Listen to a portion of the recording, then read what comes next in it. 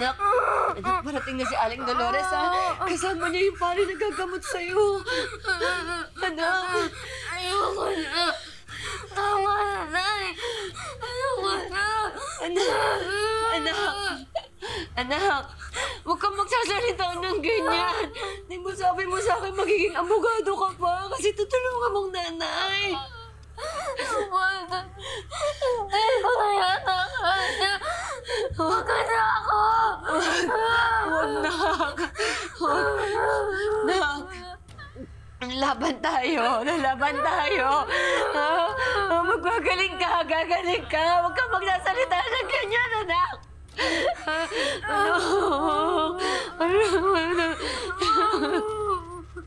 Ano? Huwag kang magsasalita ng ganyan.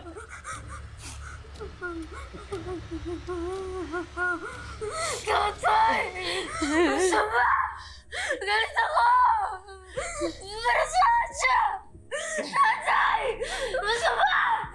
Galit ako! Para saan siya? Tatay! Masama! Galit ako! Para saan siya? Tatay! Masama! Galit ako! Para saan siya? Hindi magsasalita ng ganyan yung anak ko! Tama na!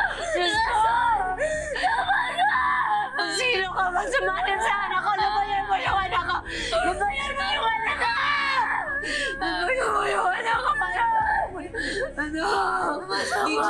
Lydia, wala yung kakilala kong parang si Father Lucio, pero ang sumama sa akin, si Father Anjo. Baguhan siya, pero magaling din naman. Tama na! Tatay! Saan na ho ang anak niyo? Parang gumagrabe po yung kalagayan ng anak ko eh. Kanina po nakakausap ko pa siya pero sinasaniban na siya ngayon. Galit na galit siya sumanib sa kanya parang malakas pa pa. Nagawin niyo po ng paraan. Pagalingin niyo po yung anak ko. Sandali lang ho, Mrs. Hindi po pwede basta-basta na lang gawin ng ritual. Kailangan pa ho ng pagsusuri kung ang ritual na nga ang tamang solusyon para sa kalagayan niya. Baka kailangan muna natin siyang subukan ipagamot muna sa ospital. Father, ito lang po yung binigay sa akin ng doktor. Hindi naman po kamali yung anak ko dyan eh.